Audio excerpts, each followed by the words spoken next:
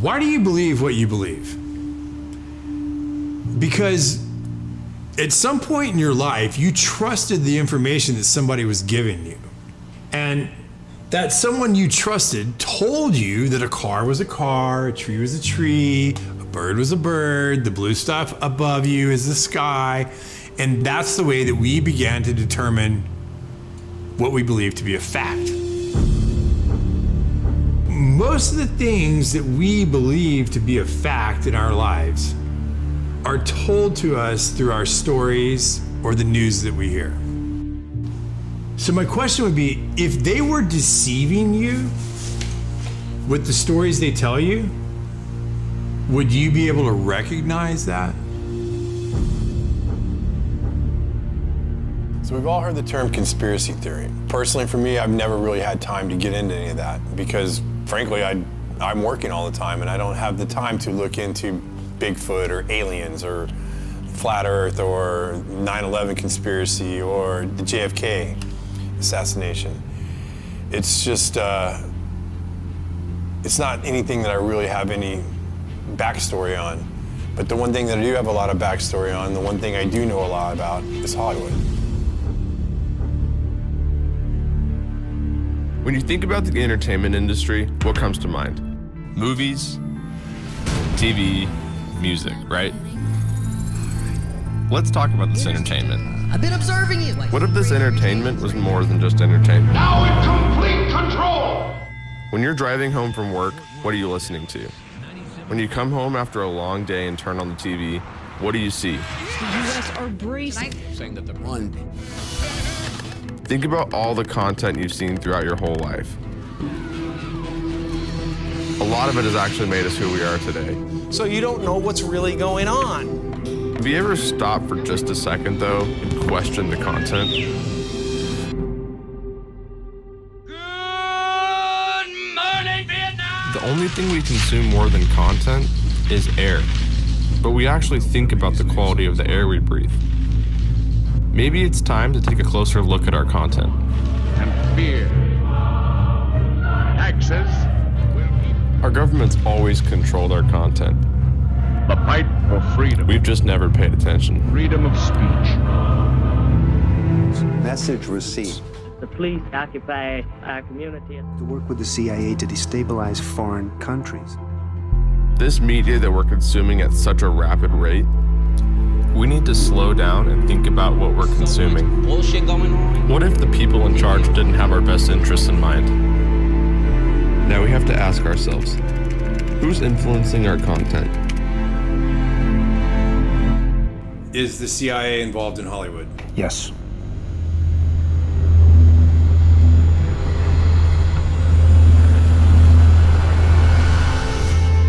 Guys, come ahead. I'm rolling. Go. That's good right there. He's picking up speed. Go, go, go. Go, go, go. Go, go, go.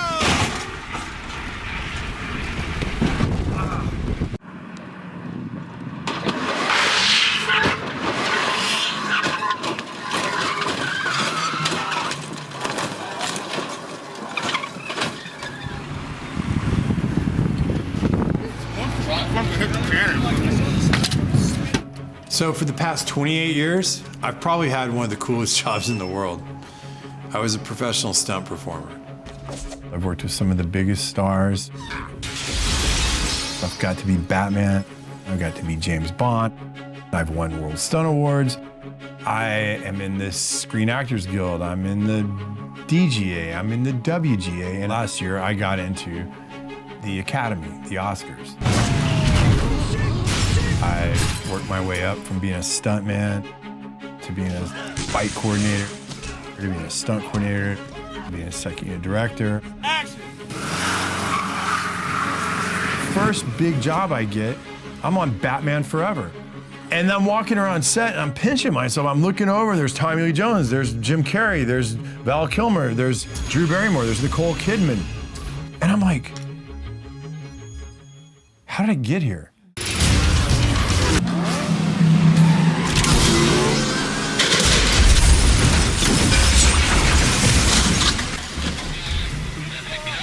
I didn't really say I'm gonna go be a stuntman. I wanted to go make movies. But being a stuntman was the easiest way for me to get into the business.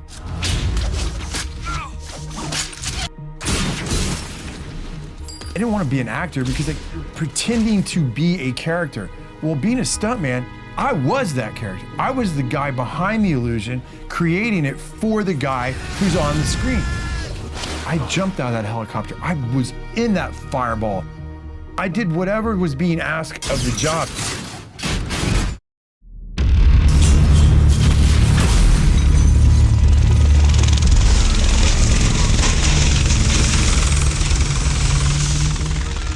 I've had an amazing career, and I've had an amazing life. 2, 1, action! All right, that's a cut.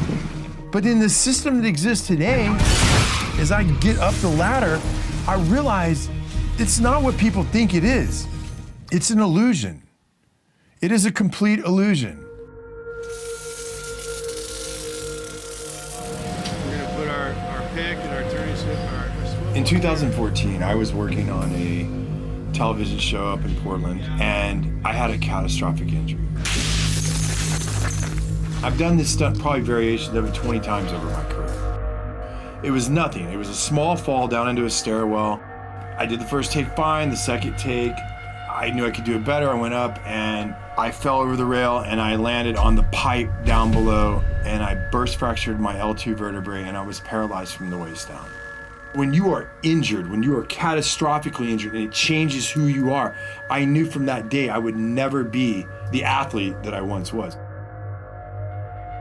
And I always told people as a stuntman, the worst possible injury you can get is a lower back injury.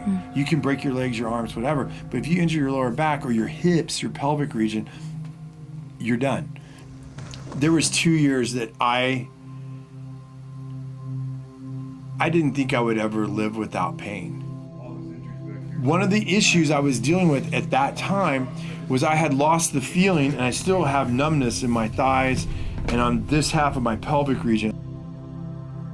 I was going to physical therapy and the lady looks at me and she goes, "This isn't really helping you. You're way more advanced than this stuff." And I go, "Yeah, I do this every morning." She goes, "Well, what's the real issue?" I said, "The real issue is my pelvic region." And so she said, "Okay, well, there's a woman who works here and she is a pelvic floor therapist." So how I met Mike, I met him, his spine was broken and he had partial paralyzation of his pelvic floor area.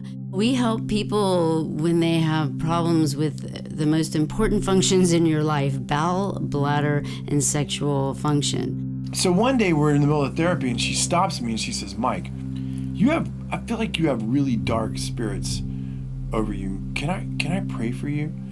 And I was like, "Pray for me?" I'm like, "Yeah, sure, pray for me. I don't really believe in that stuff anymore, but yeah, go ahead, pray for me." So she prays for me. And I was kind of thinking while she's doing it, okay, this is weird, but okay, whatever. So for the next 2 or 3 months, I would go, and then every now and then she would stop me and she'd say, "Hey, can I pray over you?" I was kind of a little bit disgusted with his personality because he was all about himself and money, and I think the Lord had a lot of work to do in terms of humility with him. He made it very clear that he thought I was crazy, but he let me. After she stopped one day, and I said, "You are either 100% batshit crazy, or you think all this is real in the spirit world." And she looked at me and she said, "Michael, I am one of the only pelvic floor therapists in Southern California at the time. And when these satanic people and these evil people do their rituals to little girls and women and boys, who do you think puts them back together? I do. It's completely real, and you need to look into it." My awakening, it didn't happen at church the way that some people find God. I just pretty much had given up my faith and I'd given up where I was at, and I was just kind of at the point where I was like, okay, well, I'm gonna have the best time I can here, and when I die, that's it. I still wasn't sure if it wasn't 100% crazy or not, but I was reading these articles and looking at these things, and I was like, I've seen things at parties. I've seen artwork. I've seen statues. I've seen things in some people's houses that just seem to be mimicking occult stuff I'm reading about. So I was like, maybe there is something to this. I'm just gonna say this. I didn't find God because I went to church. I found God because I realized that the Luciferian and the other side, the occult world, was real, and that I had been fooled for all these years, and I then got really scared. I got really scared because this was the first time in my life that I was having to question my own reality. Physically, I was crushed. I wasn't going to be who I was. And spiritually, I mean, if I'm being honest, I didn't know anything about being a Christian. I mean, really. And then professionally, everything that I knew about my career, I was starting to look at in a different way. I was starting to question my career in Hollywood from a different perspective. So at first, I got off of social media and I made an anonymous account. I started reading blogs, looking at articles. I started reading books. I started watching videos online. I just started searching for the truth, and I was finding accounts that were searching for the truth themselves. They weren't mainstream accounts. These were accounts online that I felt like were like me. They were just looking for what the truth was. I didn't believe I was getting the truth from CNN, MSNBC, Fox. I didn't believe any of them. I just wanted to read it, absorb it, and digest it, and trust what my gut told me I was reading. As I did my research, I began to understand there's a very small group of people that influence all the companies that we watch. So they used to call them the Big Six. But Disney just bought Fox, and Disney controls Marvel, and Disney owns Lucas Studios. So look at that giant audience right here. Say a small group of people control the narratives and the content that we all see on all the channels. It makes you feel like, oh, I have lots of choices, but you don't. Who's telling them what to put on those channels? Where does that lead? Tonight, the FBI is on the case, and they are warning big companies in America to protect their data after a big Hollywood studio got hit by hackers and several blockbuster movies ended up online. This is the first time the United States has accused a foreign government of a cyber attack against an American corporation. And this interested me because I worked over at Sony quite a bit during my career, and I actually had to get LifeLock during the Sony hack, so I was curious. I was like, what was this really about? Well, the narrative put out in the public was Seth Rogen and James Franco made a movie about North Korea. And so they were mad, and so they decided to hack Sony to teach them a lesson. That was a public narrative that went out, and that's what I was like, well, that makes sense. You know, I know Seth and I know James, and they're definitely pushed the envelope of comedy, and their sense of humor is definitely their own. And I thought to myself, okay, that makes sense. And now private emails are going public. It's a public relations disaster. But what I found really interesting as I examined the WikiLeaks documents was it showed that the heads of one of our biggest movie studios in America was in direct communication with very important people in our government. It didn't surprise me. I was like, okay, well, either they're friends or there's something more to it. So I had never really thought about the government influencing our content or our stories. Could they be influencing our story and our content? Like, these were real questions that I never had asked myself. I just did the jobs. I went to work, I did my job, I did whatever was asked, and went home. Never thought about this stuff. So I was like, I don't really know anybody that can answer these questions. And I reached out to this guy who I'd been watching online. His name was Kevin Shipp. And for those of you who don't know who Kevin Shipp is, he's a CIA whistleblower.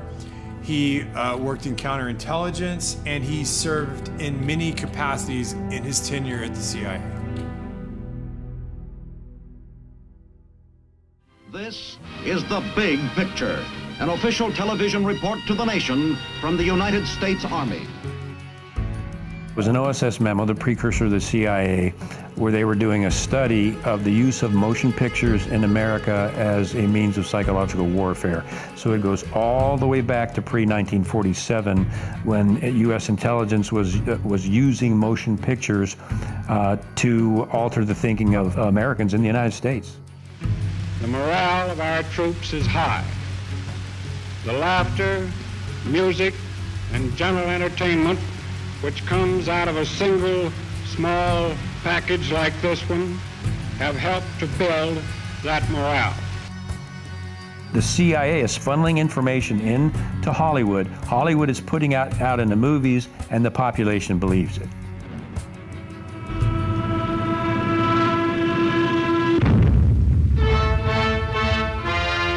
Taxes to bury the Axis.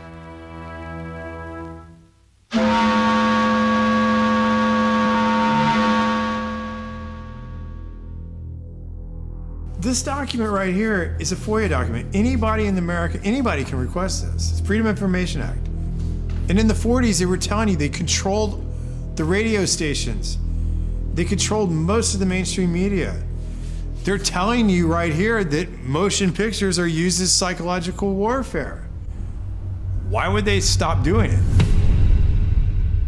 At no time has the CIA engaged in any political activity or any intelligence activity that was not approved at the highest level. Alan Dulles groomed and recruited Ian Fleming, and Dulles and the CIA actually helped Fleming write his books and paint the CIA in a favorable light. And they also, Dulles helped produce Thunderball to make the CIA and agents look like honorable, cool people. The CIA actually helped him write the books and write the script for that movie. And then the president of MPAA was actually providing intelligence to the CIA as an operative in that position in Hollywood. Mr. Fleming, in your books there's a great amount of detail. Is this detail based on personal experience? Do you make it up? Where does it come from? Well, I can say it's 90% from personal experience, really. Of course, if I started sticking too close to the true espionage work of today, I should be in trouble with the Official Secrets Act in England, even supposing I had access to information.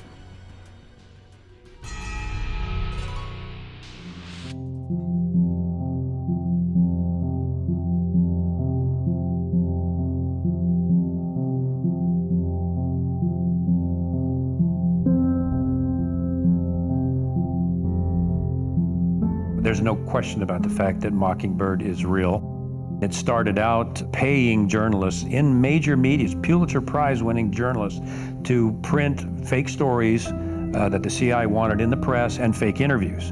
And this was revealed in the Church Committee. Do you have any people being paid by the CIA who are contributing to a major circulation American journal? We do have people who submit pieces to American journals. And of course, then the CIA destroyed the rest of the files, which is what they do. George H.W. Bush came out and finally made the statement about Mockingbird. Well, we're going to officially stop the Mockingbird program. The CIA will no longer pay journalists to write stories. From now on, the program is voluntary, which means Mockingbird continues today. When's the last time you've seen a mainstream media outlet do a serious investigative report on the actions of the CIA? There's a reason for that. This would mean that the CIA could manipulate the news in the United States by channeling it through some foreign country. And we're looking at that very carefully. Would you say that continues today? Well, I would think probably for a reporter it would continue today, but because of all of the revelations of the period of the 1970s, it seems to me that a reporter's got to be much more circumspect in doing it now, or he runs the risk of at least being looked at with considerable disfavor by the public. I think you've got to be much more careful about it. platforms to push their own personal bias and agenda to control exactly what people think. And this is extremely dangerous to our democracy. This is extremely dangerous to our democracy. This is extremely dangerous to our democracy. This is extremely dangerous to our democracy. This is extremely dangerous to our democracy. This is extremely dangerous to our democracy. This is extremely dangerous to our democracy. This is extremely dangerous to our democracy. There is something about the way the CIA has been functioning that is casting a shadow on our historic position of freedom, and I feel we need to correct it. Senator Moynihan proposed a bill to dismantle the CIA. Thank you, Mr. President. Introduced it twice. The second time was 1995. Ironically, 1 year later in 1996, the CIA established the Entertainment Liaison Office, which was specifically penetrated into Hollywood, and Chase Brandon was actually co-wrote scripts, for example, The Recruit. We're looking for high horsepower, high energy, very competitive people who are driven by patriotism and a sense of wanting to serve a greater cause. I am recruiting you. Would I have to kill anyone? Would you like to? So the CIA was and is in Hollywood, was and is contributing to Hollywood productions and that manipulation.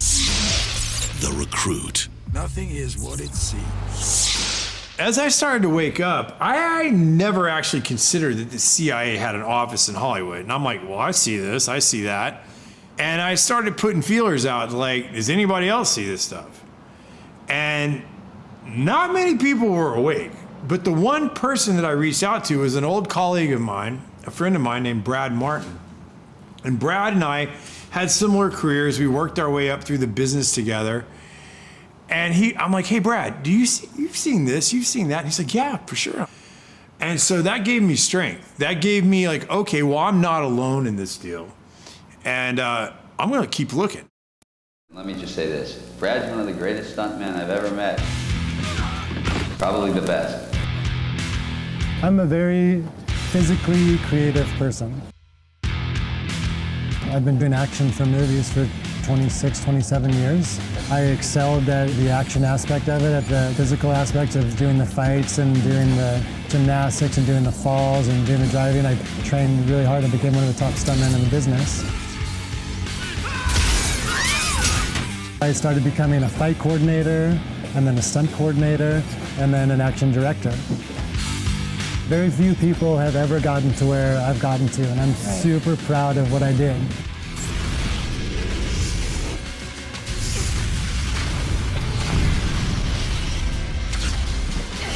I mean, I had a very idealistic view of the movie business, and I've been disillusioned a few times. It feels very much like there's an agenda in every movie. I realized that it was more of a machine, and it was more of they just needed content to put out there for the masses. I stopped really watching TV. I stopped really watching movies. And one of the reasons why I stopped watching movies is I got into my research and what's going on in the world right now, and all the corruptness and all of the plot twists of reality. And I started realizing that reality is 20 times more interesting than Hollywood. I mean, I was a Hollywood buff. I loved all of those movies, but now they're meaningless because I know what's going on right now actually has purpose and has a meaning, and there are consequences. And once this story is told on what's happening in the world right now, and all of the powers that be battling each other, it will be the greatest story ever told. Like, for instance, I saw something on History Channel talking about how the CIA helped Disney buy all the swampland in Florida. Well, why on earth would they do that?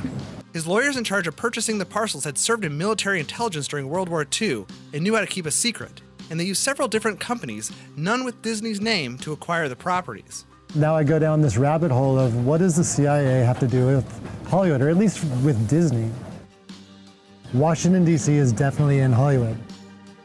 I have seen documents of the DoD and the CIA writing to the studio heads, guiding them in certain fashion.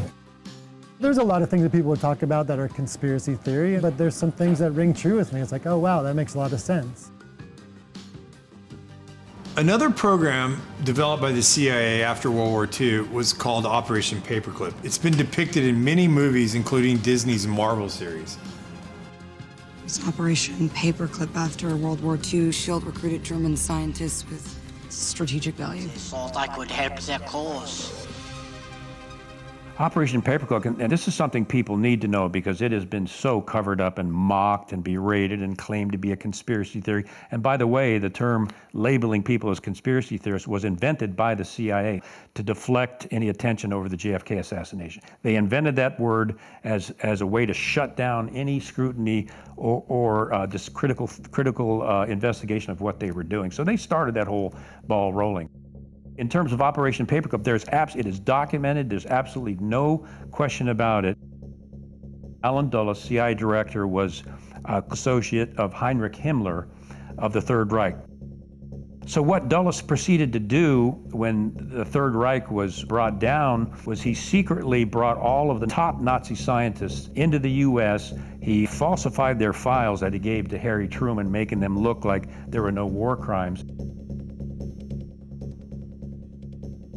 They brought these Nazi scientists into the CIA to work for the CIA, and that includes the human experiments they conducted on Jewish men, women, and children, and the psychological studies that these Nazi scientists had done. The CIA was using their expertise for these programs through Operation Paperclip, and this was Nazi, much of it occult beliefs that the CIA adopted and actually put these people on their payroll. One of the programs that came out of Operation Paperclip was MKUltra. Now, MKUltra was a very complex program that dealt with human experiments and mind manipulation. As this 1952 CIA memo says, the aim is controlling an individual to the point where he will do our bidding against his will, and even against such fundamental laws of nature as self-preservation. In the Church Committee, MKUltra came out as an actual program of mind control using mental, physical, and sexual abuse and psychotropic drugs. Lysergic acid diethylamide, LSD. It was one of the first times that anybody had run into a powerful drug that was different than anything else that they knew anything about. A decision was made at the highest levels of the CIA to do testing on unwitting Americans. At Ravenscraig, Dr. Cameron went further with drugs and electric shock treatments than any researchers in the MKUltra project dared. His aim was to wipe the mind clean. Then he would implant new messages by forcing the patient to listen to a hypnotic repetition as many as 250,000 times. This was called psychic driving. He would give the patient intensive electric treatment. He would attempt to implant new ideas in the mind of the patient. Now, to a layman, it would appear that Dr. Cameron was trying to take the slate and wipe it clean, the slate being the mind. In other words, brainwashing. Exactly, that's a very good comparison. Brainwashing. Yes, to that. No. Oh, good heavens. You're doing fine, just try to describe it. Oh, you don't know, you want to give yourself surgery. How do you feel inside? Inside? I'm living inside. Nobody explained it to me. Nobody ever asked me if I was willing to do it or anything. They put me on sleep treatment. And they kept you asleep for 23 days. And while I was asleep, they were shocking the heck out of me with electric shocks and playing tapes. Why are you letting blame responsibility? Why are you letting responsibility? It was really, like a concentration camp. What a torpedo that is. You mind if I look this way? You look that way. There's nothing for you to watch here, but you're going to talk to me as we go along. They couldn't go any further because CIA Director Richard Helms destroyed all the CIA's MK-Ultra documents, and they had to rely on coached witnesses. So they were never able to dig even deeper. What they got was bad enough. It was never terminated. There's no evidence that it was ever terminated. No documents, no nothing, and not even an admission by the CIA that it's been terminated. How do you feel? I'm feeling better, thank you. Feeling better? Are you sleeping well? Yes, I'm sleeping better now. We could disable a whole city by putting a very small amount on a water supply. After all of these years of us, those of us who are involved in looking for this secret drug, this was the only thing that began to look for the first time like it might be something like that. So MK-Ultra was one of the hardest programs for me to wrap my head around because it's a lot of subset programs. And I was really surprised that Brad Martin knew about MK-Ultra. People think that research people are crazy for talking about MK-Ultra, mind control. Even if they acknowledge that that existed, they go, oh, well, that ended in the 70s. That's a crock of shit. And perhaps the world's only hope of stopping a sinister assassination plot. The movie that I did involving that topic was Zoolander. The fashion industry has been behind every major political assassination over the last 200 years. I mean, at the time, I was making a comedy and I had no idea what I was involved with. But now looking back on the movie, I'm blown away at just the propaganda. Doesn't anyone notice this? I feel like I'm taking crazy pills! In a movie like Zoolander, when they're showing you that they're controlling Derek Zoolander's mind through mind control, you realize that they're trying to desensitize you and to make you think that what you're watching is fiction because it's in a comedy. It's like a mass MK-Ultra now. Their purpose is to capture the minds of the people and feed them false history. The CIA is funneling information into Hollywood. Hollywood is putting out in the movies, and the population believes it. All right, so look, here's the deal. They have been desensitizing us since we were born, and I'll give you some examples. Let's start with the big one. Let's start with words we hear all the time and never even think about. Let's start with the word entertainment. To entertain. What does that mean? To bind or hold. To bind or hold what? An audience's attention. Okay, now let's take the word Hollywood. Where does that come from? Well, Hollywood comes from the holly tree. And the ancient Druids, back in the day, used to take the holly tree, make wands to weave spells, cast spells, or channel spells. And when they needed help, they would consult the Magi's or the mediums of the day to help channel their spells to the population. We'll cut to today. What do we have in our houses? We have these black boxes. What are they called? TVs. But if you stop and you say the word television, and when you turn on that television, what do you get? What's the first thing that pops up? A list of channels. And when you turn on those channels, what's on those channels? Programming. They are programming you. They've been programming your whole life. You don't even know it. They do it with your music. They do it with your TV. They do it with your movies. They do it with your games. They have been programming us and programming you since you were little, and you don't even know it because you don't even question it.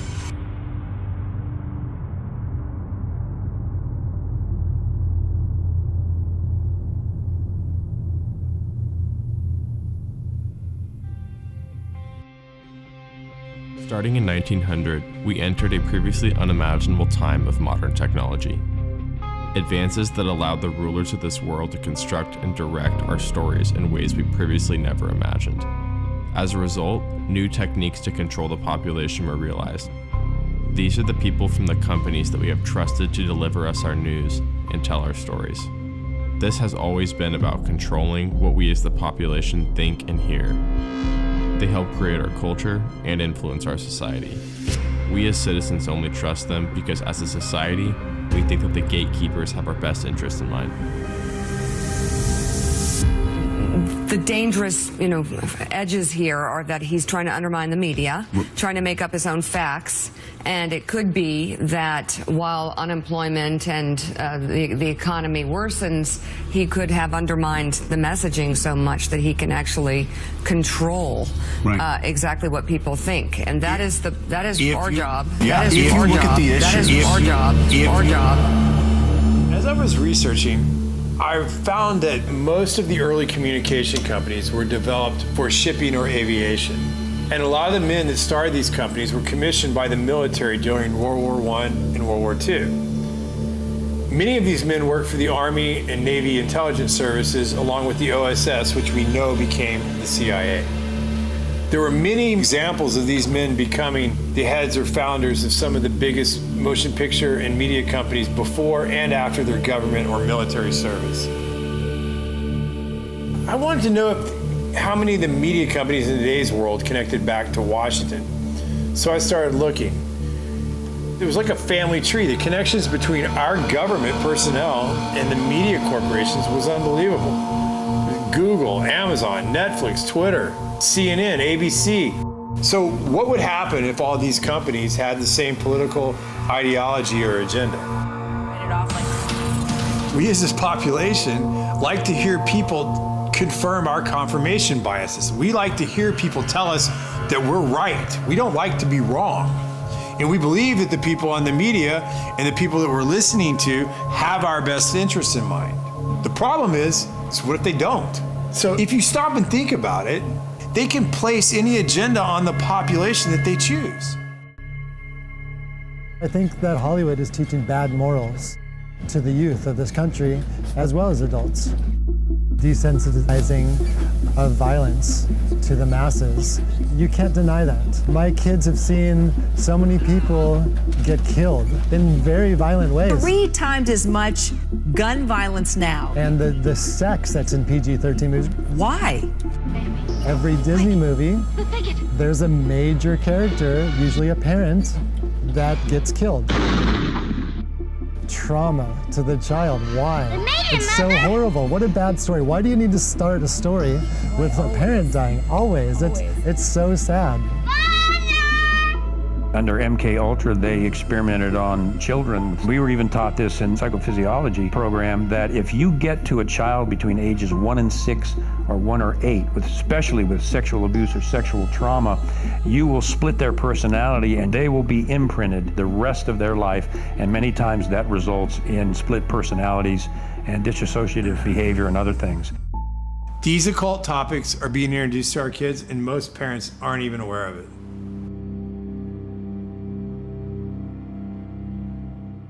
So the biggest surge with this occult type material took place in the late 60s and the early 70s with movies like The Exorcist, Amityville Horror, The Texas Chainsaw Massacre, Halloween, and Roman Polanski's Rosemary's Baby. And coincidentally, this same time period, it parallels the rise of the Church of Satan in Los Angeles, and it was founded by a guy named Anton LaVey.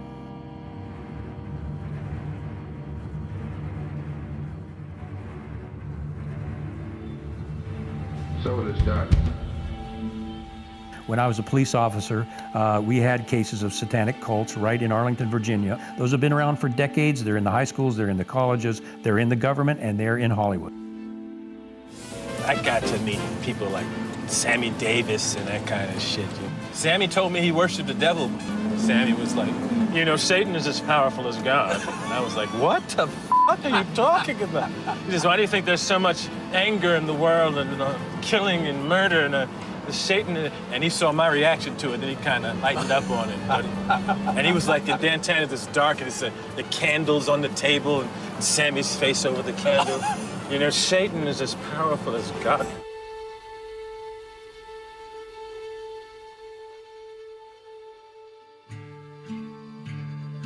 From our point of view, it really makes no difference whether you pray to a father god or to a mother goddess or to an entire gaggle of gods and goddesses. Michael Aquino was a high-level officer in the National Security Agency. He was and is, you'll see him today, a practicing Satanist. He created the Satanic Temple of Set, which he still runs. He was a high-level NSA officer. He's a member of the association I used to be in, the Association of Former Intelligence Officers, AFIO. He's a member of that. He's plugged in big time to the intelligence community, and he wrote a paper called Mind War. And Mind War was about psychological operations against populations, including the domestic population, using Satanist techniques and tools. Aquino was first involved in MK-Ultra operations during the Vietnam War as part of the Phoenix program. No, first I've been involved in intelligence and psychological operations for about 40 years in all levels of it and across the intelligence community. You are a lieutenant colonel in the United States Army. Correct. Now, and how does the Army feel about you being head of the Temple of Set? The Army has known about my religion for the entire span of my Army career, which began in 1968. The Army has paid very little attention to it, the same as it would to anybody who was, say, a follower of Hinduism or of Buddhism or any other slightly unusual religion today.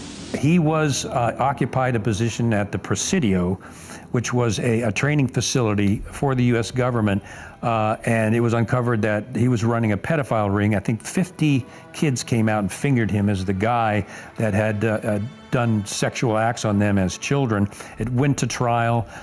He walked from the trial successfully because he had a good attorney, despite the fact that there were multiple witnesses that said Aquino, through satanic rituals, had abused them as children. There's no question that he's a practicing Satanist. Just watch any one of his interviews. On this altar is one of a number of daggers, which we may use in our rituals.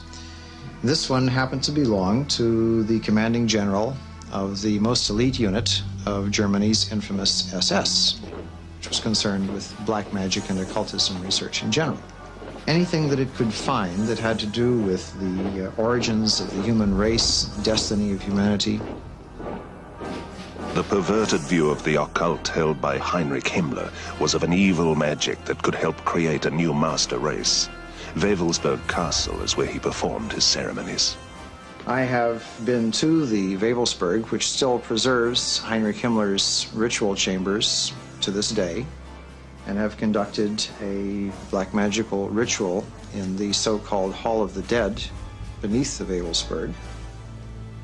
This particular dagger is inscribed to our comrade in the Leibstandarte Theodor Wisch, Brigadeführer, a major general in the Waffen-SS.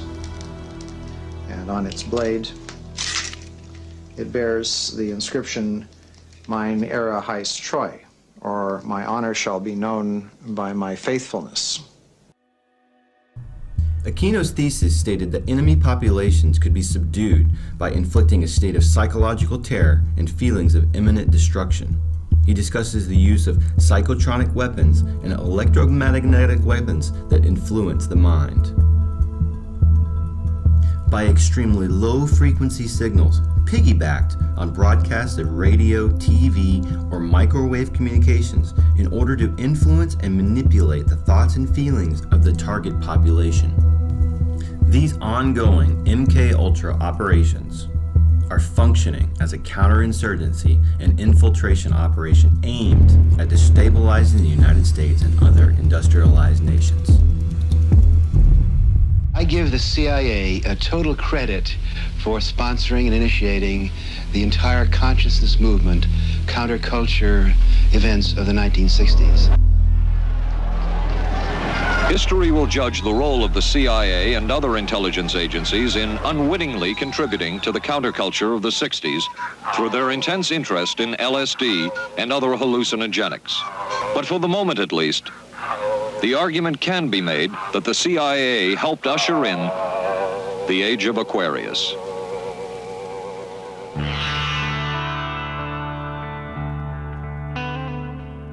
Laurel Canyon was the epitome of the summer of love. I mean, we saw the possibility of a way we could live. It's odd because in Laurel Canyon, so many of the soon-to-be stars there, their parents were in either the military-industrial complex or intelligence or the Pentagon. In Frank Zappa's case, His dad was working at Edgewood Arsenal, where they were doing biochem studies, psychotropic, and exposing U.S. troops to VX nerve gas and other things. The family kept gas masks in their house. He grew up with that in case there was an accident. And Edgewood Arsenal was doing this very similar, related MK Ultra projects on U.S. troops. The Gulf of Tonkin is another prime example. The commander of the Gulf Fleet in the Gulf of Tonkin, his son was Jim Morrison. They claimed the USS Maddox was attacked by Vietnamese vessels. It was never attacked. As a matter of fact, they put ghost ships on the radar to make it look like they were Vietnamese ships. The Maddox was never attacked. It was an actual, literal false flag to enable the U.S. to declare war on Vietnam. So Jim Morrison's dad was involved in the false flag of the Gulf of Tonkin. After talking to Kevin, I started looking into Laurel Canyon. I drove down Laurel Canyon to Hollywood almost daily when I first moved out there. And I never knew that there was an old Air Force base called Lookout Mountain U.S. Air Force Base at the top of Laurel Canyon. And what's funny is, if you do the history of it, it's owned today by a guy named Jared Leto. Another tactic developed out of the MK Ultra project was the use of compromise and control via honeypots. The decision was made to do testing on unwitting victims. It was decided they should be on the fringes of society because they were most vulnerable. We did quite a study of prostitutes and their behavior. How do you take a woman who is willing to use her body to get money out of a guy to get him to talk about things which are much more important, like state secrets? We learned a lot about human nature in the bedroom. We started to pick up knowledge that could be used in operations. There would be victims in all of this. As one agency memo says, we have no answer to the moral question. That's one of the CIA's favorite tactic, are honeypots. And I work with CIA psychologists, and they're dirty. I always felt that every house should have its own secret panel. Mm-hmm. Oh, I see. You lift this up. Mm-hmm. This is a trap door. Opens up and looks into the cave, or what time is called the Wu Grotto. Oh, boy. They're running blackmail operations where they're getting very well-known government and private industry elite people in compromising positions at the Playboy Mansion, on Epstein's plane, on Orgy Island, and they're photographing them. And after that, it's like Congressman so-and-so or CEO so-and-so. I wouldn't bring that up if I was you, because we got photographs of you with a 14-year-old girl on Epstein's plane, for example. And you talk about shutting somebody up permanently, that's how they do it. What happens in the grotto stays in the grotto. Okay. Look, it's pretty simple if you think about it. To control the population, you have to control the people messaging the population. Some of these stars have 20, 30 million followers. That's more followers than CNN, Fox, ABC, NBC. These people have to be controlled. They can't just go off a message and start saying whatever they want to say. They have to be somewhat reined in. They have to be controlled, or they do not get the platform to have the voice that they have. Forget the politicians. The politicians are put there to give you the idea that you have freedom of choice. You don't. You have no choice. You have owners. They own you. They own everything. They own all the important land. They own and control the corporations. They've long since bought and paid for the Senate, the Congress, the state houses, the city halls. They got the judges in their back pockets. And they own all the big media companies, so they control just about all of the news and information you get to hear. They got you by the balls. It's a big club, and you ain't in it. You and I are not in the big club. And by the way, it's the same big club they used to beat you over the head with all day long, when they tell you what to believe. All day long, beating you over the head in their media, telling you what to believe, what to think, and what to buy. The table is tilted, folks. The game is rigged. And nobody seems to notice. Nobody seems to care. Good, honest, hard-working people, white collar, blue collar, doesn't matter what color shirt you have on. Good, honest, hard-working people continue. These are people of modest means. Continue to elect these rich cocksuckers who don't give a fuck about them. They don't care about you at all, at all, at all. Man, You know? And nobody seems to notice, nobody seems to care. That's what the owners count on, the fact that Americans will probably remain willfully ignorant because the owners of this country know the truth. It's called the American dream because you have to be asleep to believe it. If you stop for a second and you just look at the bigger picture and you check out for a minute and you kind of compare the ancient times to today, well, back then they had like what, demigods and gods. They were like Achilles, Hercules, Apollo, Mercury. All these were demigods. And that's who the people in those days looked up to. Well, today we have all these people like Jay-Z, Rihanna, Beyonce, Lady Gaga, Katy Perry. In film, we have Brad Pitt, Will Smith. We have all these big stars. And the way they prop them up and they put them up on stage is like they're gods or demigods. In this room are some of the most important TV and film executives in the world, people from every background, but they all have one thing in common. They're all terrified of Ronan Farrow. He's coming for you. He's coming for you. Look, talking of all you perverts, it was a big year. It was a big year for paedophile movies. Surviving R. Kelly, Leaving Neverland, Two Popes. Shut up. Shut up. I don't care. I don't care. Most people don't want to cross the psychological line that this stuff is going on. And we all have a mental defense mechanism. It's like finally admitting there's an elite pedophile ring. I mean, most people just don't want to go there. And the same is here. Psychologically, you lose your safety, your security, and whatever innocence you have when you realize that this stuff is really going on. And it's a chore to cross over that barrier and realize, oh my gosh, this stuff is really happening. And that's why it takes critical thinking. The people have got to look at this stuff critically and see what they're being fed so they can cross that psychological line that they just refuse to see it when it's right in front of them. When Kevin said there's an elite pedophile ring, well, I'm thinking to myself, this is a hard thing for me to come to terms with. Now, it made me start thinking about conversations and things I'd heard, but I'd never saw it. It's not out in the open. And to me, I was like, no one could do that. Because, I mean, if I saw someone hurting a kid, I would kill them. I mean, I would literally kill them. I would never allow someone to hurt a child in front of me. Things Kevin was saying were things that were hard for me to cross the barrier. I did not want to believe it. I didn't want to go there. But as I went down this journey, I forced myself to go consider, what if this is real? And the only person that was talking about this stuff was a girl named Liz Crokin. And the media had declared her completely out of her mind. But as I started researching some of the things she was reporting on, I was like, there's truth to what she's saying. So I want to talk to her. I started working in journalism at a very young age. I got my first job working for Fox Chicago at about the age of 17 years old. At the University of Iowa, I studied political science and journalism.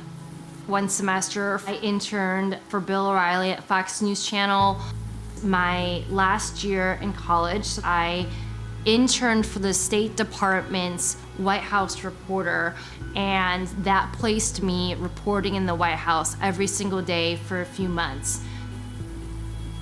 I went on to work for the Chicago Tribune, and my first boss there told me that everything that I should get should be checked over and over and over again and verified to death. That's how I was trained, and that's what a true, honest journalist does. I started covering local politics and local hard news, and then eventually I got my own column for 7 years where I interviewed tons of celebrities and politicians and musicians, and worked at Us Weekly, and then at one point I worked at In Touch Weekly magazine. But then in 2015, I felt the need to get back into covering hard news, and in early 2016 I started working for Town Hall, and then eventually I started working for the New York Observer and broke a lot of election-related stories. I worked in media for over 2 decades, and I never had any issues. I was very well respected. I basically was embraced by the mainstream media until I started reporting on Pizzagate.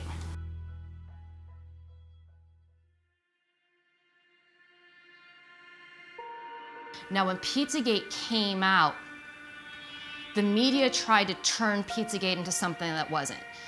Surprises of the presidential campaign was the explosion of fake news on the internet. 28-year-old Edgar Welch was arrested in Washington Sunday afternoon outside Comet Ping Pong, a popular family pizza parlor. D.C. police say Welch fired at least one round into the restaurant floor with an AR-15 rifle like this one on his Facebook page. No one was injured. Someone on Twitter, whose name remains unverified but has several thousand followers, posted that new emails found on Anthony Weiner's computer confirmed that Hillary Clinton was involved in a pedophilia ring. The rumor spread, inspiring some newfound internet sleuths to start digging around in John Podesta's hacked emails, searching for proof and location of the so-called sex ring. In those emails, they are absolutely littered with code words, and many of these code words are food words such as pizza. Somebody said to me, "Hey Dave, search for pizza in Podesta's emails. And once you go down that rabbit hole, you never really emerge the same person." It was obvious from the get-go that these words were code words for something else because the context that they were used in did not make sense. To be clear, not one single email in the Podesta emails discusses child sex trafficking or pedophilia. That is a fact. But there are dozens of what seem to be strangely worded emails dealing with pizza and handkerchiefs. Investigators say that those words in the emails about pizza and the talk of handkerchiefs is code language used by pedophiles. There is some kind of code language. They're just not talking about pizza, folks. Who phrases that? Who blocks out an hour of time to eat a slice of pizza? You can get a service for a half an hour, you can get a massage for a half an hour, but you can't get food for a half an hour. It just absolutely makes no sense. There's other ones like, the realtor found a handkerchief. I think it has a map that seems pizza related. And another one is, Obama spent $65,000 flying in pizza and hot dogs from Chicago. Are we using the same channels? Pizza is a well-known pedophile code word that actually has been used by law enforcement to arrest online sexual predators of children. And there's been multiple arrests that have been made by law enforcement of pedophiles trying to solicit children by using the pedophile code word pizza. 2007 unclassified FBI document. That document, according to the FBI, contains commonly used symbols by pedophiles to express their preference in children. Notice this one on the end, the triangle. That image signifies something called boy love. The pizza place next door to Comet Ping Pong Pizza, Besta Pizza, well, this was their logo until only a few weeks ago.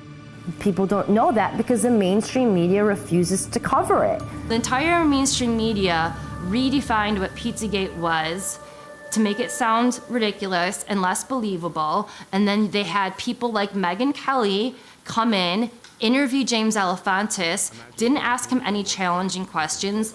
A conspiracy theory that even the DC police say has no basis in fact. She didn't ask him any questions about the pictures of children on his Instagram page looking abused, being sexualized. She didn't ask him about the pedophile talk. So the whole mainstream media painted him as this poor victim, as this person that was innocent, that was just victimized, as something that wasn't true. But just his Instagram page alone should have been enough for authorities to look into him. Investigators have already proven there's nothing to the story, right? Well, actually, no. And that's what you need to know. For all that is here, there has not been one single public investigation of any of this. Not from local police, not from the FBI, no one. And that has to be the big question. Not for Podesta or for pizza parlor owners, but for law enforcement. Based on what may be or may not be here, the big question is, why hasn't any investigation taken place? This is insane. So many people in the mainstream media have said, Pizzagate is a conspiracy theory. Pizzagate has been debunked. It has not been debunked. If it's been debunked, Explain the code words. No one to this day, including John Podesta himself, can explain the code words in his emails. Hey, John Podesta, can you please explain why you have children rented for entertainment for your adult hot tub parties? No one has ever explained why John Podesta has literal pedophile and cannibalism paintings all over his office and his home. Tony Podesta too. And then you look into the Spirit cooking dinners, and you look into Marina Abramovic, who's the one that was conducting the Spirit cooking dinners. Why are they going to Spirit cooking dinners? Why are they sacrificing chickens to Moloch in their backyard? This isn't my words, this is their words. This is in their emails. I'd be willing to debate anyone who thinks that Pizzagate has been debunked. You asked me when how am I getting additional briefings? That was the first and last time I talked. So October 9th is the last time you have heard from the FBI at all? Yes. You have not got an update on the investigation to your personal email? That is correct. So not only did the mainstream media lie to you about Pizzagate, they actually told you that it was illegal to read John Podesta's emails on WikiLeaks. Chris Cuomo, with a straight face on CNN, looked into the cameras and said, it's illegal for you to read John Podesta's emails. Also interesting is, remember, it's illegal to possess these stolen documents. It's different for the media. So everything you learn about this, you're learning from us. That's how scared they are of those emails. And that's how explosive the content in those emails are. That they felt the need that they had to tell you, you could not read those emails, and if you do, you might get arrested. Lie. It's different for the media. So everything you learn about this, you're learning from us. People that blow the whistle on elite pedophiles tend to have accidents, and a lot of those people have died mysteriously. NBC News has learned that disgraced financier Jeffrey Epstein is dead. Epstein took his own life while he was behind bars. There's absolutely no excuse for this. What happened here, to me, is mind-boggling. The guy was a high-risk prisoner, wasn't he? I mean, he's a guy that there are probably 50 very important people that have a motive to kill him. We don't even know who they are. It's true. But we know there are some people that are in a lot of trouble because of Epstein. They know who they are. His flight logs contain names of some of the biggest, most famous, and most powerful people on the planet. Members of the royal family, Prince Andrew, models like Naomi Campbell, famous actors like Kevin Spacey, Bill Clinton on those flight logs over 25 times. Hillary Clinton, she's also been to the islands. So the bigger question is, how many people that went on his private jet, that went to his private island, that went to his massive ranch in New Mexico, were also involved in the rape, torture, and trafficking of children? It hides in plain sight. Epstein was hiding in plain sight. We all knew about him. We all knew what he was doing. But we had no one that was, legal aspect that would go after him. They were afraid of him. For whatever reason, they were afraid of him. And the amazing thing about Cindy McCain is that her husband was a senator. She was on a board with the governor of Texas. She knew about Jeffrey Epstein. She did nothing.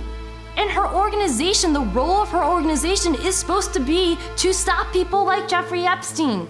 They all knew. They did nothing about it. When Ricky Gervais said at the Golden Globes, you're all friends with Jeffrey Epstein, he wasn't lying. So in the end, he obviously didn't kill himself, just like Jeffrey Epstein. Shut up. I know he's your friend, but I don't care. You like to make your own way here in your own plane, didn't you? Right, but... And how many of those elites have been to his islands?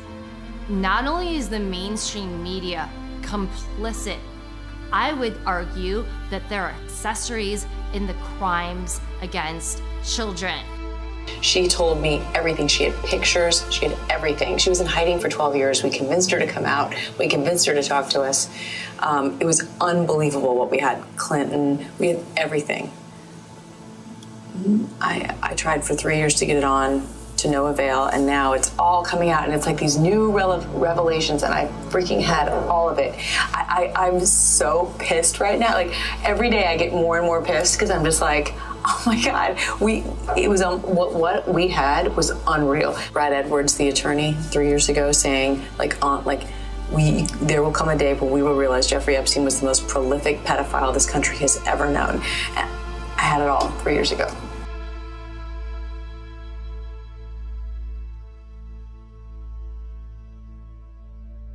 Then what happened in early 2018? Keith Raniere, who ran the NXIVM child sex trafficking cult, was arrested. Who else was arrested? Allison Mack. She's a famous celebrity who was on Smallville. She was also arrested for being a member of this cult that was involved in trafficking children. And not only trafficking children, they were running preschools down in Mexico. And NXIVM is another example of how these elite pedophile rings exist, because this was a massive organization. This was funded by really wealthy people, including the Seagram heiresses, Nancy Salzman and Claire Bronfman. So obviously they were using those preschools to traffic children. And the cult also engaged in human torture experiments on some of their members. And there actually was a civil lawsuit that was filed by 90 of their victims just the other day. So I imagine we are gonna hear more about the human experiments, the torturing, the sexual abuse, and the child sex trafficking in this civil lawsuit. And a lot of the techniques that we see in this cult are very similar to the techniques that our government used in the MKUltra program. You guys are branding women with Keith's initials, and they were like, well, what's the bad thing exactly about that? Everyone in the outside world, AKA the real world, is like, they're branding women? So I left, I went to the executive board and I said, I want my photos back, I want my videos back, the branding session was filmed, I want all of that back, I want my collateral back. None of that happened. And it's the same fear, mind control, and you'll be destroyed if you get into the upper elites. And if you get to that point, if you start revealing anything, they have the same system to completely destroy you, destroy your career, blackmail you like Epstein, catch you, film you in compromising positions. And this goes both within Hollywood and celebrities and some of the elite, and it also goes on in Congress and the Senate. And if they even insinuate that they're going to reveal some of these things, they're done. A lot of people here tonight felt like they lost. You know why? Because y'all been lied to. Google lied to you. Google. Facebook lied to you. Radio lied to you. The powerful people that be, whether it's the music industry or the movie industry, you are only allowed a certain level of success if you are willing to join their club, if you're willing to be part of their secret society, or if you're compromised. They will not let someone obtain a lot of fame and power if they can't control you. A classic example, at least for me, is Katy Perry. Katy Perry was a gospel singer, very talented, but she was going nowhere. And she got up to Hollywood and basically they said, you want to be a success? You play by our rules. You step into the occult and you start putting that in your videos. And now she's doing videos with her in hell with satanic themes, and she's what? Highly successful. You see that over with Lady Gaga, who came out and actually said she was so tired of being handled and manipulated, she had to take a break. That this is this young, outrageous girl, wears strange clothes. She's into extremes. She's experimental. She have 43 million people on the Twitter following her, whatever she do, little monsters. And she came really very humble to my house and asked me if I can teach her. We made this workshop in the woods, and she was such a good student. She never cheated. She really went much farther than I asked her for. She is a limitless human being. As myself, a self-proclaimed pop performance artist, want to go home and slit my wrists, and I am nothing. I have achieved no sense of art. She is so boundless. Čuli za performance zbog Lady Gaga, odjednom su počeli da se interesuju za moj rad, tako da je prešla sam iz te, mislim, normalne kulture u mas kulturu, što je... Marina Abramovic, of course, is in the Podesta emails, and she's the one that conducts the Spirit Cooking dinners. She said that Marina did an exercise with her where she stripped her completely naked and left her in the middle of the woods to fend for herself and find her way back. Those are the kinds of things that people who are behind the MK Ultra programs do to children that they're mind controlling. We know Marina Abramovic is a Satanist. You Google Marina Abramovic's name in Spirit Cooking and you will find hundreds of pictures of Marina Abramovic's events where they will have, for example, a cake that looks like a human being and they'll depict human cannibalism. And they claim they're not engaging in cannibalism. And you will find A-list actors and famous politicians and other very famous and successful, powerful business people at her events. They literally have food that look like human beings on dinner tables. He's Italian and Greek, I mean, you know. And a very good cook. And a very good cook. And I'm sure there's something very nefarious about that risotto recipe. So... After I started researching the cult, I learned that Satanists believe that they have to reveal who they are in some way, shape, or form. So that is why we see a lot of these occult members in Hollywood constantly flaunting symbolism. We see the pyramid, the Illuminati pyramid a lot. We see the evil one eye constantly. It's always on the cover of magazines. We see these are supposed to be the 666 devil symbols. We constantly see those symbols. We also see pedophile symbols, the swirl or the triangle within a triangle. I guarantee this wasn't his first. And we also see a lot of these members of the cult go on their social media and they talk about raping children. They talk about worshiping Satan. And people write it off as a joke, but they're not joking. I don't care if you're a major comedian. You can't tell me that's funny because there is no joke about raping children that's funny. You don't know what that is. I have no idea. You don't know. Jimmy Fallon doesn't know. David Letterman doesn't know. We don't know. All the comics and show business don't know what this is. Takes guts to put out a film that does this because no one's done it up until now. But when that's done and people see these facts and they say, my gosh, I didn't know that. I didn't know that about the Gulf of Tonkin. I didn't know that about the Vietnam War. My gosh. And they go in and they check it out and it's all true. And now they're seeing the dots. And a good film will teach them how to practice critical thinking, to analyze what you're watching. If we can get people to analyze what they're watching, we've crossed a huge hurdle. Because once they start analyzing it, they're going to see the dots, and typically the dots will connect themselves.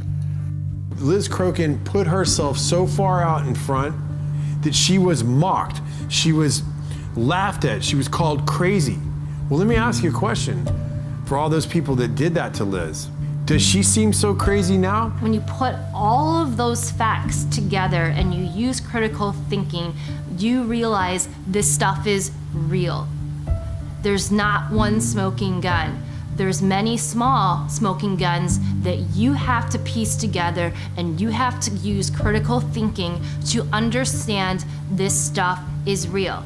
So again, the bigger question is, now that Jeffrey Epstein's been exposed and he's allegedly dead, how many of his friends that were frequent visitors on his sex trafficking islands were also involved in the rape, torture, and trafficking of children? And that's what Pizzagate is.